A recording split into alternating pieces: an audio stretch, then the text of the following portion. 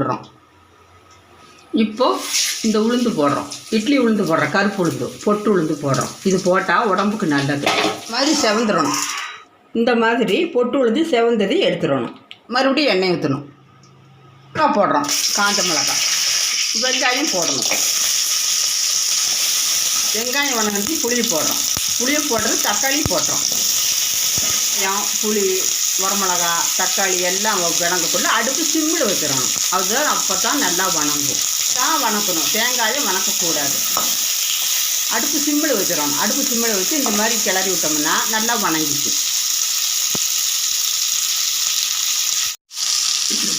இதெல்லாம் வணங்கினதுக்கு பிற்பாடு புதினா தலையும் கொத்தமல்லி தலையும் ரெண்டையும் அலசி வச்சுருக்குறோம். நாம் தண்ணி வடித்து விட்டு இப்படி போடணும்.